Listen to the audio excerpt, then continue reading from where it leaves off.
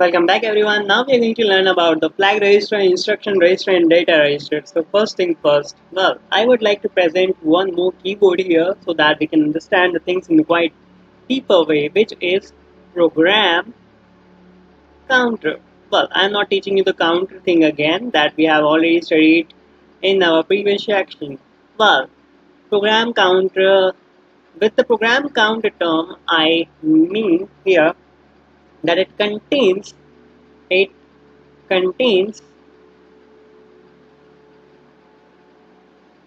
address the address of next instruction.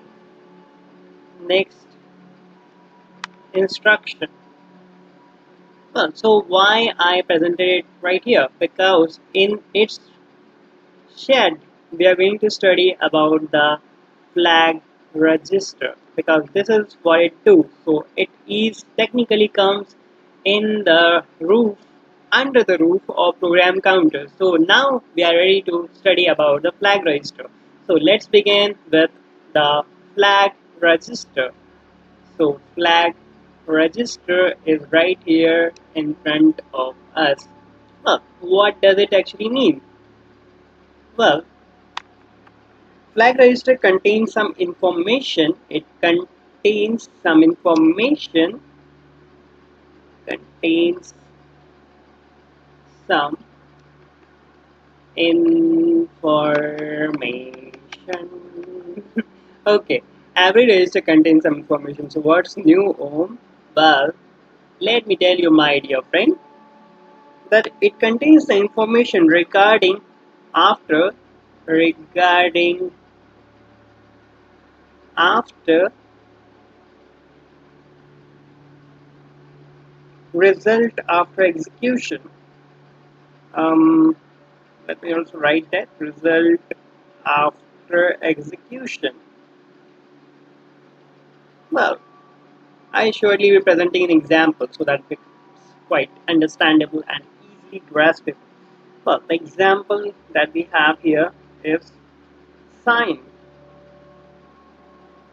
0. We can also say parity, etc. So this is kind of a flag register. Well, if you remember that flag game that comes in the earlier version of the Windows, in which we have to flag it up, otherwise if you flag it in the wrong way the bomb explodes. This was the kind of game I liked that game very much when I was young. So what the flag register is doing here? Well, flag register is preparing for the next instruction that we are going to give. Well, the flags and the bombs, well, not the bombs in our case, and the rest of the thing where you figure out that here is the bomb. So you just mark up the thing, and that's kind of the way it is. Well, the sign flag indicates the result of the positive or negative. The sign that I mentioned here, it actually representing the positive and negative. And the parity flag that is here, let's also understand that one. So parity flag, well, these all are the flag obviously. So sign flag. So parity flag is indicating here the parity of result is even or odd. So in one word we can say it's even or odd. That is what it tells us. Don't worry about the parity thing. I will explain the parity in just a while. And the zero flag, finally we have what I mentioned up here. I mentioned it before the parity, but I chose to do it in a reverse way. Sometimes it's fun. Well, don't you think so? Well, let me know. Well, it indicates the zero result. That's why it's quite simple, right? So this is about the flag register. It stores the information of the next thing, that it's positive or negative, even or odd parity, and zero result. Well, let's discuss about the parity for a while. There is any information is just a series of the zeros and ones. So it has to go all the way. Like let's say this one. Now This is the parity bit. Well, generally in the first or last, you can consider first or last. Then this is the parity bit. Well, I mentioned the first, but you can mention in the last on all the time, because the next set of the informations first bit is this one. So technically it doesn't matter. You can always take it in the last. So that parity bit is actually deciding that the next thing is coming by default or not, not no default. Well, why it's important? Well, just imagine one thing, that if the information ended, the program needs to terminate when it's end. So it needs to be terminated. So when it's 0, it can terminate, and when it's 1, so it will not terminate, and the program will stack up the next one. Like in the case of the increment and decrement, we just want to keep on going till the point where we want to reach. Like let's say we have 1 to 5, so here we need to address 3, 2, 3, 4. So till we reach the 4, we cannot stop. So this is the thing that we need to work upon. The x will run for the 2, and then for the 3, and then for the 4, and then it will terminate. So between 2 and 3, between 3 and 4, what is there that is sticking it up and telling that it needs to be end.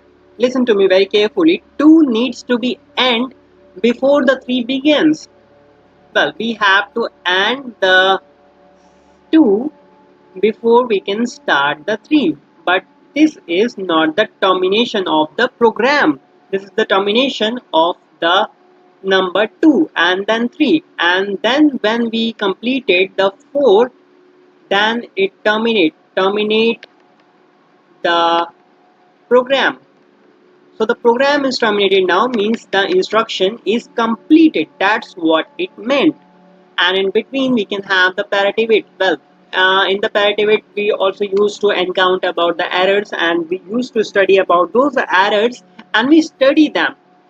So it's also useful in the digital form of the communication. We will discuss about that in brief in the next section. But for now, that's all for the parity, and I hope you have got the idea that what the parity actually meant. Well, if this one is not 1, it is 0, and that 0 is going to tell us that the termination of the program is arrived. Now, there is a tricky part in there that we will discuss in the next section. So till that time, you have to keep a little bit of patience, and for now, we are going to study about the instruction register, and we are done with our flag register basics, and now we are on our instruction register. Well, can you guess, my dear friend, what the instruction register is actually doing up here? Well, instruction register, as the name suggests, it is instructing. Well, nice one, right?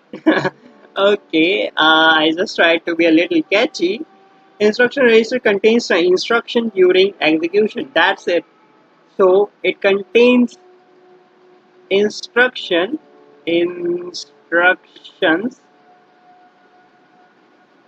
during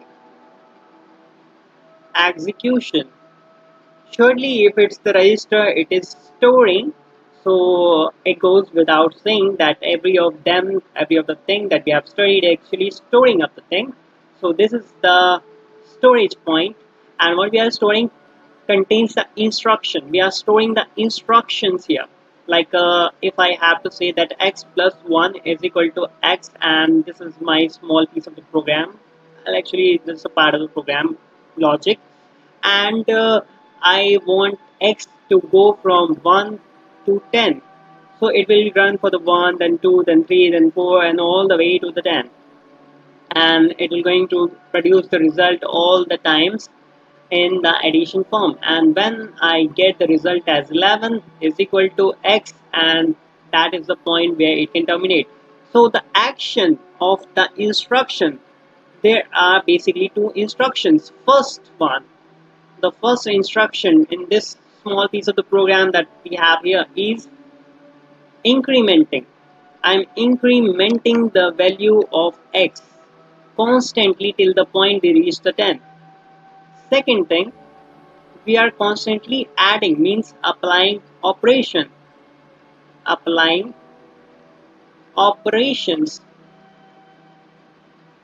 You can also call it as the ALU part type thing. Well, if I may allow to say third thing, so it terminates finally, so it terminates after we reach our final result. So these are the things, my dear friend, and that's the way we are going to do it. So it contains the instruction during execution. It contains the instruction during execution. That's the keyword here. Well, I'm repeating this thing again and again because this is one of the most important part. If you understand this, you understand the logic of even the most complex machine that we will ever encounter in our lifetime. Okay, so with all that said, we are done with the instruction registers also, and now it's time for the data register. Well, when I first read that there is a register called as a data register, I just laughed very much. Can you guess why? Well, I was a student then, don't brag about that. Okay, so I was student and I was laughing, taking my stomach, and I was laughing and laughing and laughing. That register itself stores the data. That's what the register means. So what is the data register?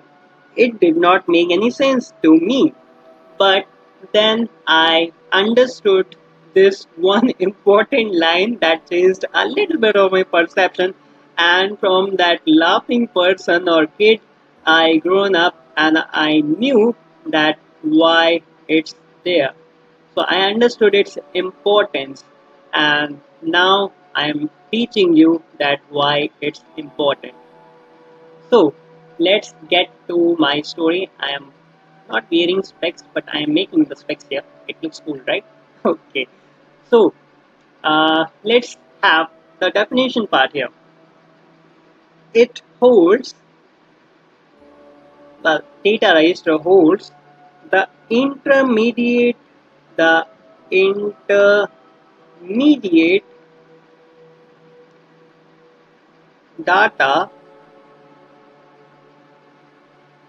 during execution of instruction. So as we also want an intermediate thing that can travel from one piece of information to other piece of information. So we need to hold the data sometime in the waiting. So that waiting place is actually data register. So this is the importance. This is the waiting zone for the data register. If you have ever waited for any transport, you definitely know about that. Okay, so it's the waiting point of the data register. It's the intermediate data during execution of instruction. So that's why it is important. You might be wondering that the instruction register, no, actually the flag register and the data register seems quite same. Well, indeed it looks like, but the flag registers work in the execution is just to show mainly the sign, zero, parity bit and all that things. And in the data register you can actually keep the data. Like I am keeping the 5 here till the point the processor can again add me up with the 1 or increment with the 1, and I came from the increment of this one. Now it has to fetch the information in the place of x, and that x's value is 5. So till this point it do all that thing. I am going to keep this 5 and I am the data register. That's what the data register told me in my ears, and I understood that okay, so data register is having some sense, and it is not meant the same data that I understood as in the form of the register. That's why in the definition format for the register I tried to write record keeper and not the data keeper. Well, I tried to make it a little different, but ultimately it's meaning the same particular thing. So with all that said, we are done with the resistors. Congratulations, my dear friend, you just learned the CPUs, all the resistors. And this is one of the most important part of the CPU. Well, congratulations again, you completed the register. So, with all that said, what's in there for the central unit and ALU? Well, I would not take so much time to explain that because this is quite simple. On the basic mode, well, central unit used to generate the control signal, means you have to control the things. Well, I am not spending so much time in telling you and explaining you that what is the control signal, because once you have the register and you set a program, so when you make a program and according to that program you give the control thing a signal that what to do next and what's the happening of the thing. This is called the importance of the program or the performers on the stage. So registers are the stage that our subject entirely means, the different parts and organizing the stage. And now the program part, that how it's going on, it's the control signal. Definitely the digital electronics is working behind the scenes and making fetching the program working and instruction, the capacitor is getting charged, the transistor and all that such things are happening.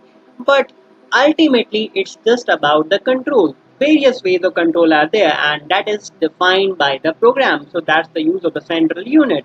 And now for the ALU. ALU performs the logical operation and the arithmetic operation. Well, we have already gone through the gates like AND gate, OR gate, NOT gate, NAND gate and all that such things.